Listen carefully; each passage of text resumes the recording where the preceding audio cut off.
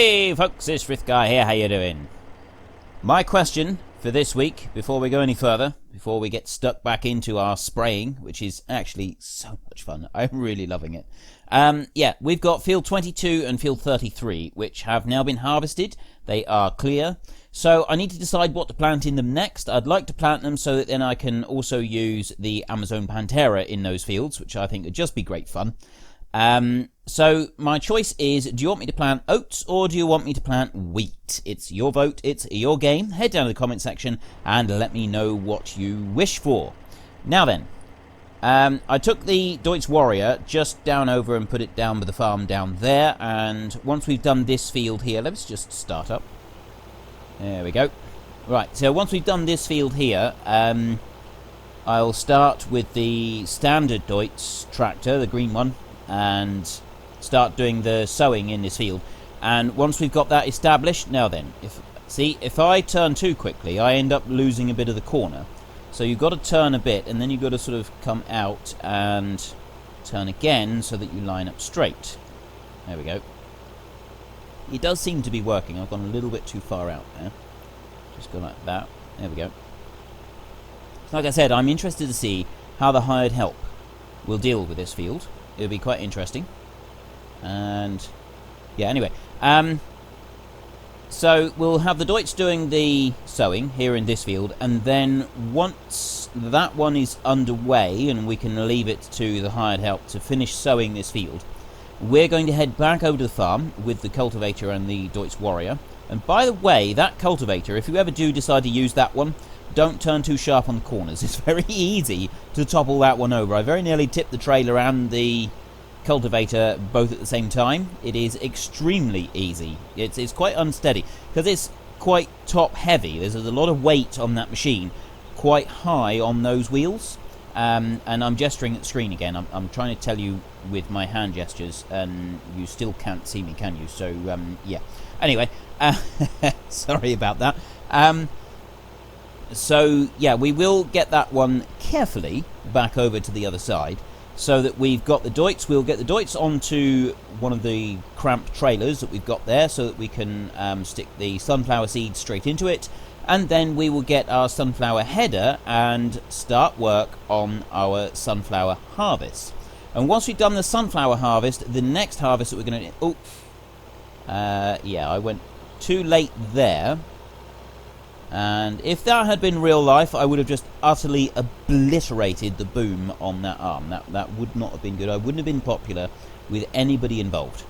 So anyway, we will get started on a sunflower harvest, and when we've done the sunflowers, we've got some oilseed rape that we need to go and harvest as well. There's a small field of that. We've got more sowing to do after this field. I'll get the direct drill going in field 22 and field 33 so we can get those done. I don't think, to be honest, we're going to be able to harvest field 22 and field 33. I just don't think that that is going to happen. Now, can I turn enough to get round that gateway? I can, just. It's not easy. It really isn't easy lining this thing up and making the turns. It is a real skill. When it's out that far and the boom turns that much, it is quite a skill that you need to master to be able to do it. There we go. Right. Now I can turn that one off and we can test the hired help. Now, if I line it up, sort of, because obviously this isn't like the standard game. It doesn't automatically go in a straight line. It will just go whichever direction you're pointing it at. So you kind of need to have a bit of overlap to start with. No! Oh. Well, apparently we can't use hired help.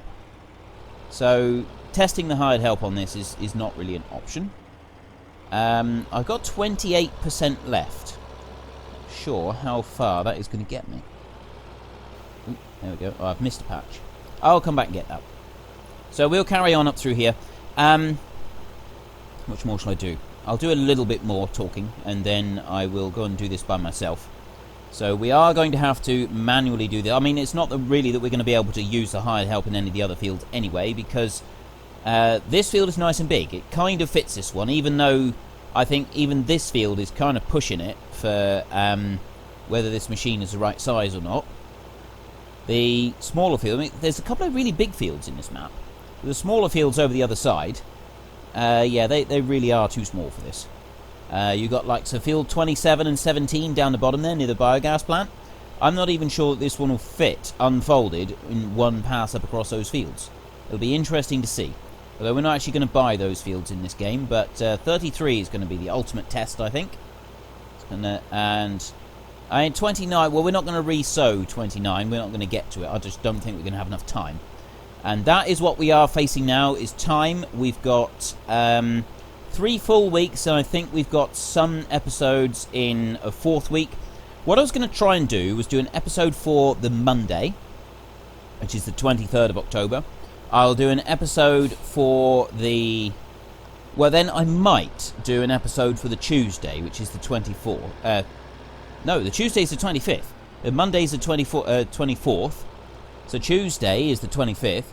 I might do an episode for the 25th, record it beforehand, and release that fairly early in the day, so you've got something to watch. And then on the 25th, I will, once I've uploaded that episode, get started with downloading, installing, and all the rest for FS17. I might do that. I might not even bother doing one on the Tuesday for Sandy Bay. I might just wrap it all up on the Monday, and that will be it. And I will get that episode for FS17 on Tuesday. I'll get that out as soon as I possibly can. I'm also aware that I'll be running 2 maps. So what I'll do is I'll go back to the same days of the week that I am at the moment with this map. And what we shall... Right, I'm going to have to go and refill. So I will refill, and then once I've refilled, I'll finish off this field by myself, and then we can come back and... Right, let's start folding it up. Let's just see if it'll lift itself up when it comes to actually folding. This will be something interesting to see. And it will fold back there. Oh yeah, and it will lift it lifts itself up automatically so that it goes to the right height. And then folds in quite nicely. Excellent. And the steering will also now be locked, so it's just the front wheel drive. Or front wheel steer, I should say.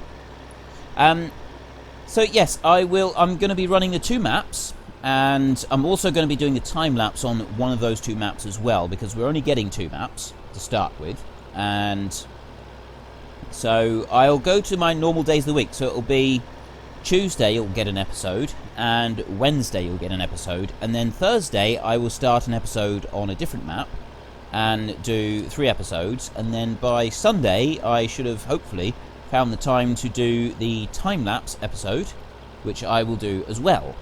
The time-lapse is going to be on Goldcrest Valley. For those of you who haven't seen that yet, the last couple of few episodes, I have mentioned it now. So I will be doing that on Goldcrest, and I'll run that. I'm not sure how long I'll run it for, but it will be a few months that we'll stay on Goldcrest until we've sort of had a good look at the map.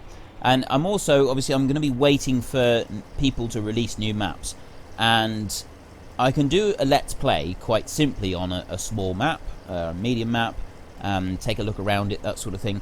But when it comes to the time-lapse, it needs to be top quality. This map here, Sandy Bay, if FS17, if we were like a year ago and I had this map here, I would probably have put the time-lapse onto this map, because this map is absolutely fantastic. And I really think that in order to fully experience this map as... you wouldn't really be able to do it as a Let's Play, because obviously there's so much stuff that you've got to repeat when you're doing the farming. As a Let's Play, that starts to get a little bit boring. So that's why I try to avoid doing stuff like that when I'm doing the Let's Play. I like to sort of go through everything. A few things are repeated, but mostly we kind of cover most jobs on the map and see how it works out in that area, and then we can move on to a new map. But the time-lapse is different. The time-lapse, I can cover everything. I can really explore everything the map has got to offer, and it works really well with the boring, repetitive jobs. So, like this, I could do this in every single field, and it wouldn't get really, really dull. However, I fear that it is going to get really, really dull now, so I am going to go on and start doing this now. I will finish this field, and then when we're ready to start sowing, I will get back to you. That is the last of the field. It only actually took another 2 passes, so I think, what's it been, like 4 passes in this field altogether, plus 1 circle around the outside. So it really doesn't take very long at all to spray the field when you've got a 41 metre boom. Okay, now, there's something I want to try. I want to keep the wheels turned like that and see when they come straight. If they do suddenly straighten up, or if they'll lock like that. No, they have actually straightened up. Yeah, well, you look at that. So they did straighten themselves out, so we're not going to be crabbing or anything like that. Now we will drive this back down to the farm, and we will get the Deutz, and we'll bring that one and the seeder up. I do love the way that it looks when you drive with the cab out the front of the machine like this. I have been privileged to drive one machine where the cab stuck out the front like this, and it is even more fun in real life. It is absolutely brilliant. It's kind of like you're floating as you're going along. It's such a unique way of operating a machine. I genuinely love it, and I've only ever been able to do it once. I would like to be able to do that again. I'm not sure if I'll probably get the chance one day to have another go at a machine like this, but yeah, because I never did spraying or anything like that. It wasn't something that I did on a regular basis. So it was just a one-off that I got to have a go. Anyway, let's leave that one there. It is a beauty, that machine. Absolute beauty. Yeah, you know what I was saying about the weight on this one. You've got the wheels there, and you do have some weight down here, but most of it is quite high. So that does make that cultivator quite unsteady on its feet. So just be careful of that when you're driving it, that you don't go around a corner too fast, because it would be very, very easy to tip it over, as I found, or nearly found out, as I pulled into the yard here. And I didn't think that I was going too fast. I thought I was driving quite sensibly as I came into the yard. I know that it does tilt there. I know that the ground sort of does lean over to one side, which would influence it a little bit, but I didn't think it was that bad. I mean, goodness sake. You'd think that a tractor and a machine like that would be able to get round the corner okay, but apparently not. Right. We are going to plant corn in this field, and I am not harvesting this as maize silage. I am going to be harvesting it with a combine as actual corn, and this is probably going to be the very last. And I just drove into that gate, didn't I? Yes, I drove into the gate, and that twisted me slightly. Oh, there we go. You do have to be careful of that. Of course, if this was real life, I would have just bent the gate, and then my name would have been Mud. So let's come out of cab a second, and we will unfold. So yeah, this field, harvesting this field, is probably going to be the very last thing that we do. With the time scale and everything that we're looking at, I don't think we're going to have time for very much else, and it's going to take a little while for this corn to grow. We've got the sunflowers, we've got rye to harvest. That will soon be ripe and ready to go. We've got the potatoes to harvest as well. That's going to take a little while to do and organise. So we do have quite a few things that we need to get done.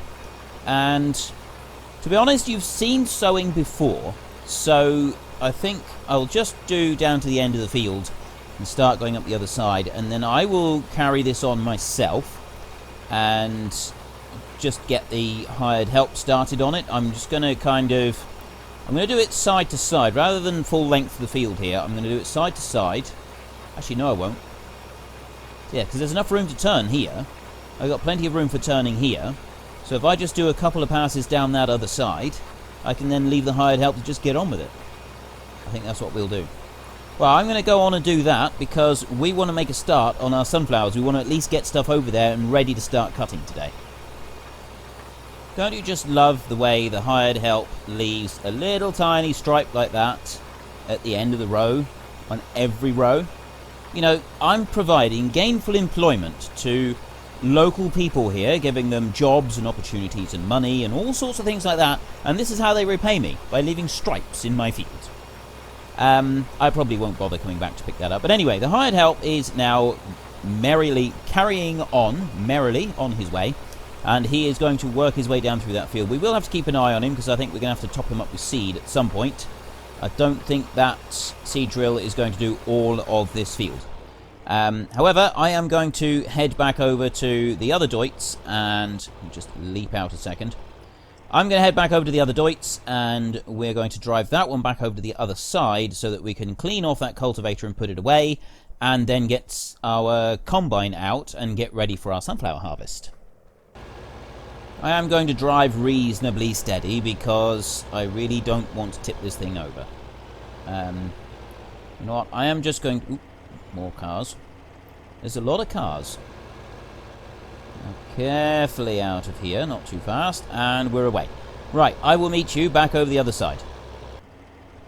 We'll just hose this one off so it's nice and clean, because I don't like staring out of an absolutely filthy window. And as soon as this one is clean, I will unhitch the cultivator and get the trailer on and get that one ready. I will then park that one up just over there, and then we can get our combine out and get our header for the sunflowers. And I think you'll like this header. It's the only one that I've actually been able to find that's like it, but it does look pretty good. I was quite impressed with it. The only thing that isn't quite perfect is the animation on it, but that's one little tiny detail that I can actually live with. Right, cultivator is there right in front of us in the shed, and the tractor is hitched onto the trailer, and I got a header down there I'm just going to go and get. While we drive around there, remember I had trouble getting, I think it was the sugar beet, out of the silo, the storage over the other side. I can't remember who it was. It said, I think it was Aussie Lee who spoke to me about that, and he said you can actually get it out of there, but you've got to put the trailer sideways on, and the trigger is very, very small. It's very difficult to actually line it up and get it just right, so you can have some difficulties with that. But he said you can actually get it over there, which is really good. It does mean that you know, we can access it if we need to. Now, this is a genuine, real sunflower header. This is what they actually look like, a real sunflower header. Not, we're not using a corn header for it. I am just looking to see if there's any way to... I don't think there's any mouse options. So you can't alter the height or position of the roller there. It doesn't operate exactly as a sunflower header should. You know, just the position of it on the ground, but that's just a minor detail, because we do have a sunflower header here rather than a corn header, and I think that is a huge step forward. I'm really pleased with that. So we're going to use this genuine sunflower header to go and harvest our sunflower crops, which is actually really good. It's kind of a good thing that we can look at and we can compare, because we're doing this now, and in only a few weeks' time we're going to have FS15. And as you probably all know, we can grow sunflowers in FS17, and you get the genuine sunflower headers. So we'll see how they've done that in the game there, how they operate for real. We've got a few minutes left, so we are actually going to have time to make a start on our sunflower crop. Now, I'm going to go in cab just to take it across the field over here. I'm really excited about this. I remember the advice that people have given me, and they've talked about this. They've said that I did actually have a file someone suggested. Great demand for wood chips. I'm not going to worry about that. I was actually told that you can get a file that gives you a sunflower cutting animation. Although I haven't bothered with that one, I've just stuck with the standard animation this header came with. We need to unfold our combine. And I also remember people saying about how their own experiences of cutting sunflowers, how they said that they are really, really awful things to cut because of the sheer quantity of oil. It gets really sticky, it clogs up the combine, you have all sorts of problems. And this is the other thing that I'm not keen on, is how low it goes, because the way that a sunflower header actually works is it's supposed to be a stripper header, and it strips the head off, so you're actually left with most of the stalks in the field. So you would run with it a lot higher than that. You would actually run with it in... Hang on, I need to change... There we go. I would guess you would run with it like that, but we can't run with it like this. It won't actually cut if I run with it like that. So I do have to have it lowered down to the ground, which isn't all that realistic when it comes to actual sunflowers, but we've got a sunflower header, and there is our animation. I think that kind of looks like sunflowers. I mean, it is very wavy and weird. There's no denying that. Can we make straw? Can we have... We can't. Oh no, change to there. No, we can't leave a swath on the sunflowers. It just cuts them as they are. Okay. We'll live with that. My timer has finished, so that is telling me that we are out of time. I am going to go in cab, and we're going to do a little bit round the field. I don't know how sharp you would normally be able to turn with a sunflower header on. Obviously, for a normal crop, you can't turn all that sharp, so you've got to sort of shunt a bit on the corners. I know I do sometimes turn quite sharp, but you're not actually supposed to in the UK, because the UK crop is very, very heavy. I know in Australia and Canada and the US, it's very extensive farming rather than intensive farming, so it means you get a lot less yield per acre. We get, I think in the States, you're looking at between 1 and 2 tons per acre. I know that you guys work in bushels. I have got no clue what a bushel is or how it translates, anything else like that. Not got the foggiest. But we generally, your yields are between 1 and 2 tons an acre, whereas our yields in this country are, I think you can get like 3 to 4 tons an acre, and I think you can sometimes even go as high as 5 tons an acre. I don't think it's very often though. Usually you're looking at around 4 tons an acre, so we get probably a fraction more than double what you get yield per acre, but that is because of our slightly different methods of farming. We use a lot more sprays and fertilizers than you guys do over in the States and down in Australia, so you kind of pay for that extra yield, but we don't have the land that you guys have got, so we kind of need to squish it all in together and get as much as we can out of the little space that we got.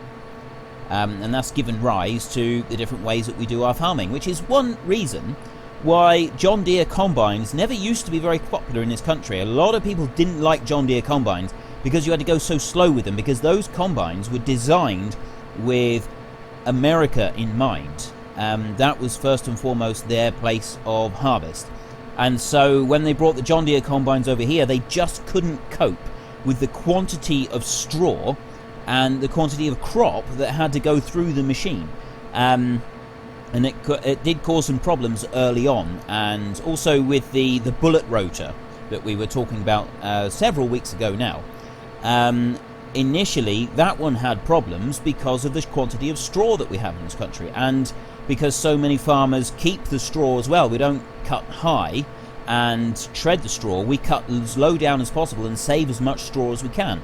And because of the massive yield, you've got this huge amount of bulk that goes through the combine, which is a lot more than you would expect in the States or Australia and that, because of the different yields. And so that did lead to some teething problems. I do remember a combine that came along to do a demonstration on a farm that I was working on, and they got it was, I think, halfway across the field on the very first pass, and it clogged up. And the guy that had brought the demo out, he was kind of left with cleaning this thing out, and he eventually got it cleaned out, and then he started off again just to show us, and he got another 100 yards and choked it solid again.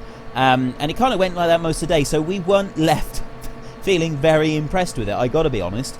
But it's come along in leaps and bounds since then. I know that there's been a lot of improvements in it, so that was several years ago now. But yes, so going back to what I was originally talking about with the sunflowers and how far you can turn, I don't know, but I'm assuming you can turn a lot sharper with a stripper header than you can with a regular header, just because of the way the machine works. Anyway, there we go. Right, we are almost completed our first round. I'm going to come out of cab just for a minute so that we can at least take a look, and I'm getting, let's see anything, trees in the way. But what a machine.